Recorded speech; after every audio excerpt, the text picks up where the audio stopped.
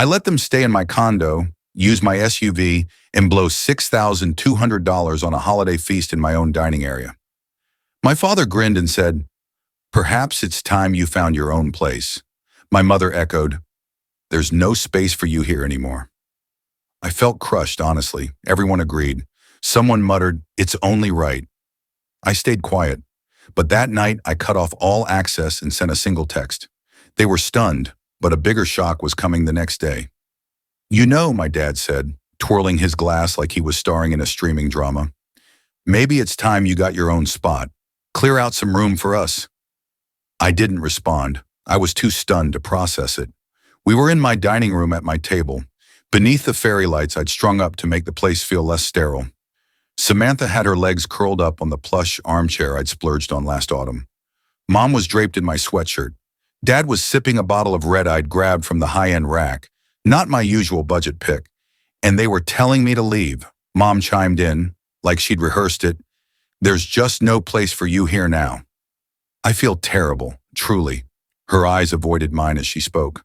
Someone whispered, "It's only fair," and a few heads bobbed like they were judges voting me off a reality show. I scanned the room, my sofa, my walls, my lease.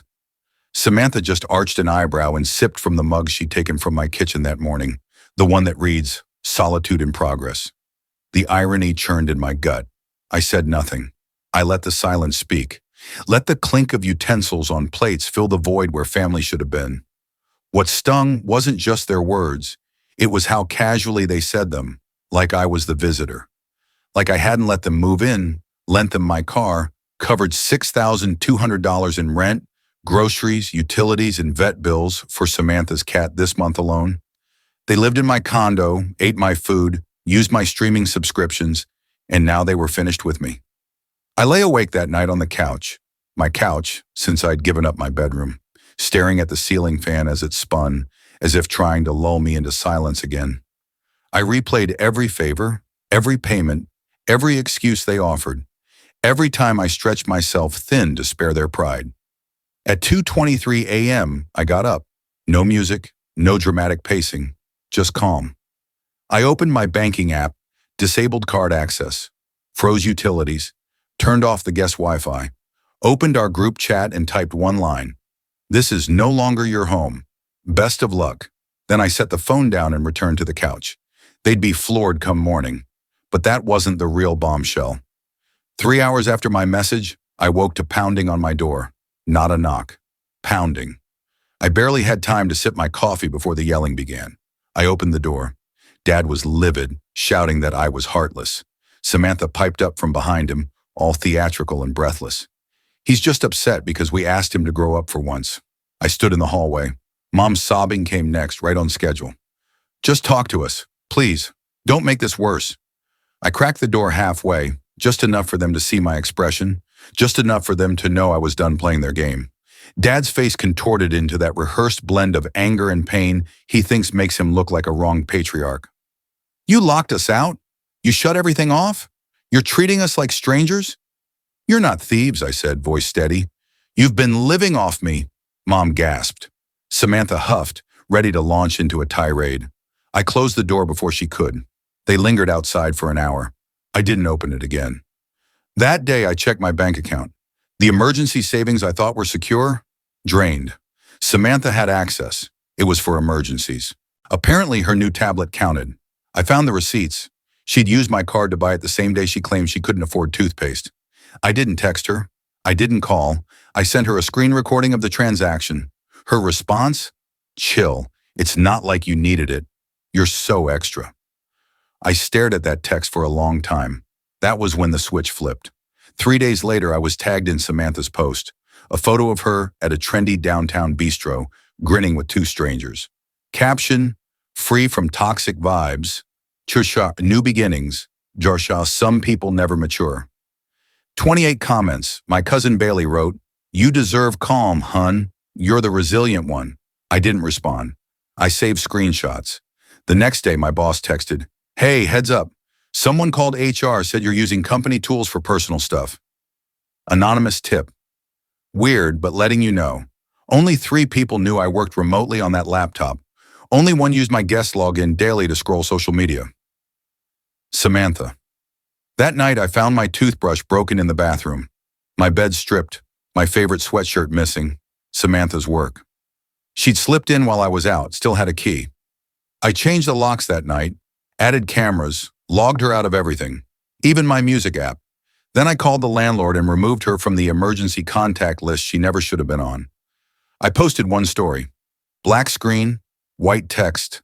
The line between family and leech blurs when they use your money to bankroll their deceit. It stayed up for 24 hours.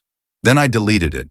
I didn't need their replies, but the real hit came 5 days later. Samantha's old ex Ryan messaged me. We'd rarely talked, but he said he saw my post and had a hunch. She pulled the same stuff on me, dude. Told her parents I was abusive when I ended things. I've got the texts where she threatened to wreck my life if I didn't cover her bills. He sent screenshots. Dozens. Some mentioned me. Things like, he'll bail us out. He always does. He's too weak to refuse. That one hit hard. I sat down. Then Dad finally broke. He posted a long, woe is me rant on social media about disloyal kids and how it hurts when those you cherish stab you in the back. He didn't name me. He didn't need to. The comments did it for him. My aunt wrote, he let you stay in his place, and now you turn on him? My cousin tagged me. You've always had problems, man. Maybe get help instead of dragging us into your mess. And Samantha? She added, he's always been unhinged. He just hides it behind cash and fake generosity.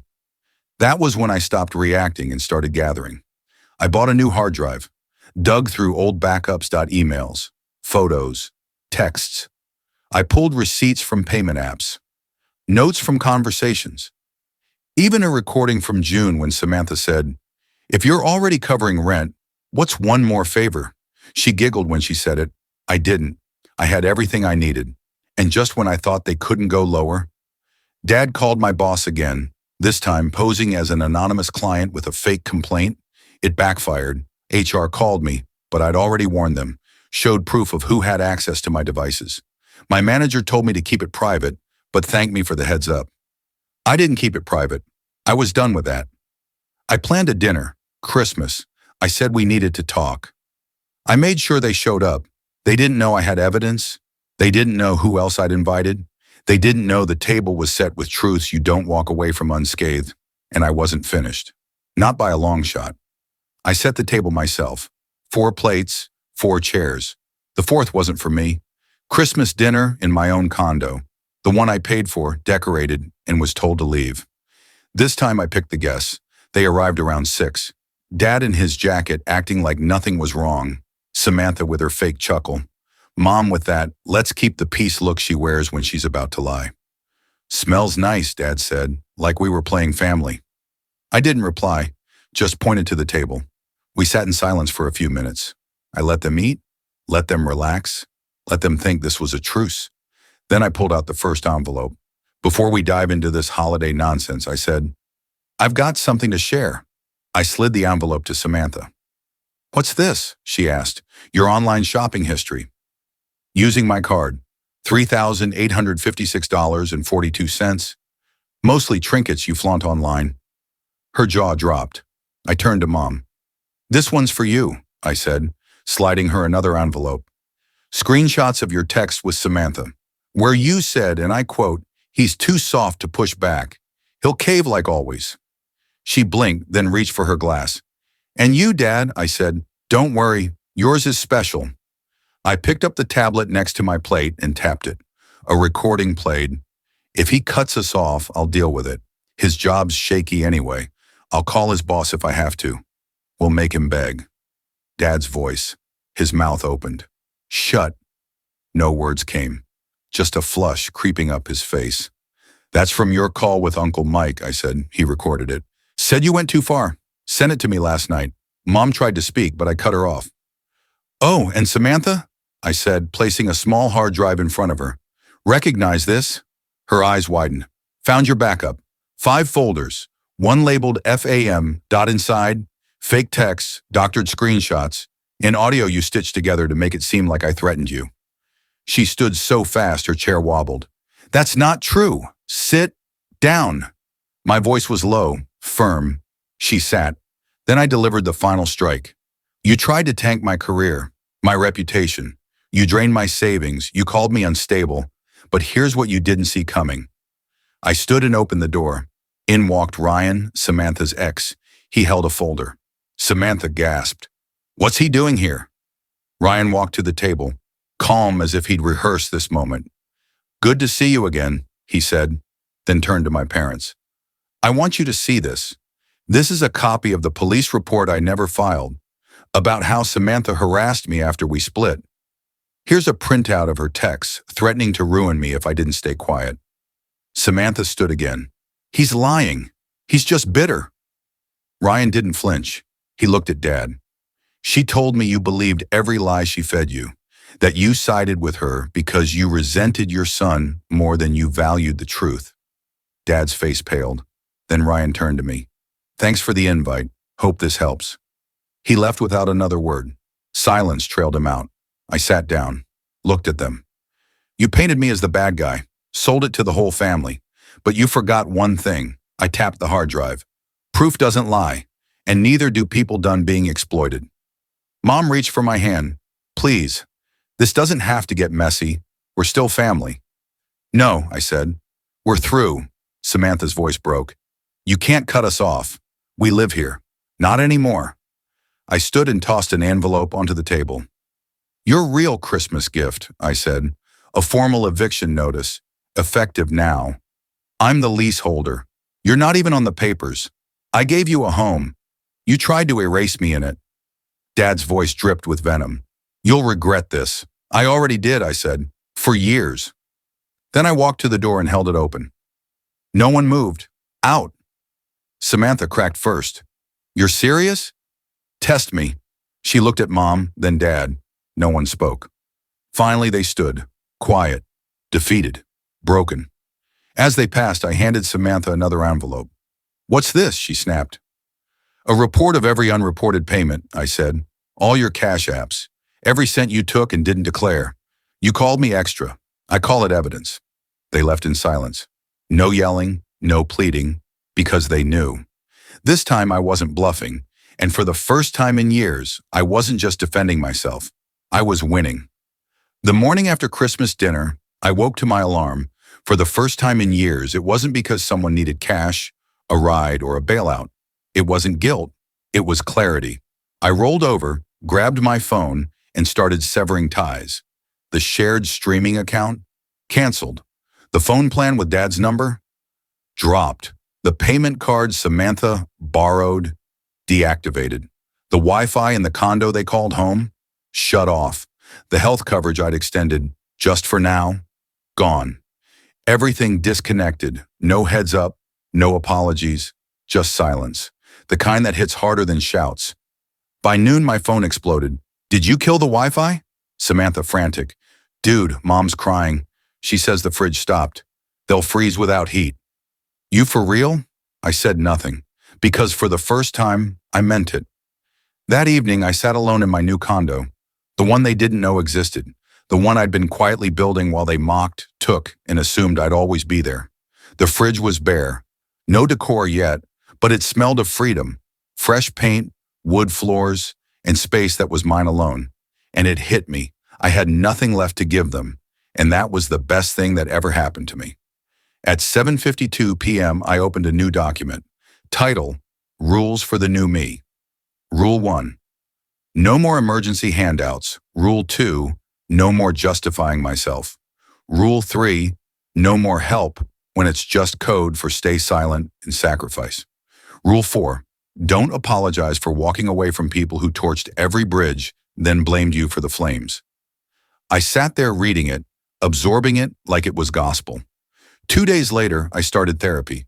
Not because I was shattered, but because I wanted to know why I let myself be used for so long. I walked in and told the therapist everything, how they lived off me, mocked me, told me to leave my own home. She asked what I wanted from therapy. I said, I want to stop mistaking self-sacrifice for love. She nodded like I'd nailed it. By Friday, Samantha tried messaging from a random account. You went too far. This is gross. Then Dad's voicemail. You don't ditch family like this. What you're doing is cruel. People are talking. I sent one reply. Wrong was letting me think I only mattered when my bank account was open. Then I blocked him again. The more I cut off, the more I felt whole. I started cooking again, reading, sleeping. I changed my number, secured my accounts, locked down every login, every password, every backdoor they might have used. They didn't know where I lived, didn't know my new job, didn't even know my city. They weren't just out of my life. They were locked out of the system. One afternoon, my therapist asked, "Do you feel guilty?" I shook my head. "I feel free, like I deleted the virus I thought was part of the code." She smiled. So did I. They thought I'd return, thought I'd soften, back down, maybe even apologize, like always. They thought I'd fold when the silence grew heavy, when guilt knocked, when the family whispered, "He'll come around. He always does." But I didn't, and I won't, because for the first time, I don't want their forgiveness. I want distance, and I earned it. A month later, they tried every trick: guilt, manipulation, fake concern. Samantha emailed a childhood photo of us captioned, "I still care about you, you know?" I replied with a 1-second voice memo of silence, then deleted it. Mom left a voicemail sobbing. "What happened to you? This isn't my son." I didn't reply, but if I had, I'd have said exactly. That version of me is dead. You buried him under every "just this once," every lie you ignored, every time you stayed silent while I was torn apart. "Dad?" He went quiet. Then, predictably, he lashed out, posted a long social media rant about ungrateful kids and how kindness gets punished. I didn't respond, but a week later I changed my Wi-Fi name to "Kindness Isn't Rent." They still don't know where I live, don't know my number, don't know I opened a new bank account, that I legally removed them from every document they touched. Emergency contact, gone, shared medical access, revoked, joint account mom used just in case, locked tight. They don't even have a key to my silence. I blocked them everywhere. Phone.email, socials, music apps, ride sharing, cloud storage. Yes, they used my storage too. Not anymore. Someone said Samantha cried when she couldn't log into her streaming service. Tell her to grow up. I'm not her fairy tale. But here's what they still don't understand. I didn't walk away to hurt them. I walked away to save myself from who I was becoming with them. The me who swallowed pain like a meal, who turned insults into favors, who thought loyalty meant letting them crush me as long as they called it love. That me is gone, and I'm better for it. I didn't leave a family. I escaped a machine where money was love, silence was respect, abuse was just honesty, and gaslighting came wrapped in, "We just want what's best for you." I went no contact not to punish them, but to feel my own foundation. And it feels incredible. No chaos now, no 3 a.m. texts begging for rent, no fake apologies, no guilt trips dressed as check-ins, just air and peace. And finally me. The funny part? I sleep better, laugh louder, cook real meals. I started therapy, and when my therapist asked what I wanted, I said, to never again justify saying no to people who never said thank you. She said, "That's not healing, that's freedom." I don't know what they're saying about me now. Maybe I'm selfish, cold, unforgiving. Let them talk. I was their lifeline when they needed help. Now they can sit with the silence. If you're wondering if I'll ever open the door again, here's the answer. I closed the book, locked the past, and walked away for good. I'm not coming back. Not for holidays, not for birthdays, not even for the final farewell. And if they ask why, tell them this. He finally saw the difference between being loved and being used, and once he saw it, he ran and never looked back.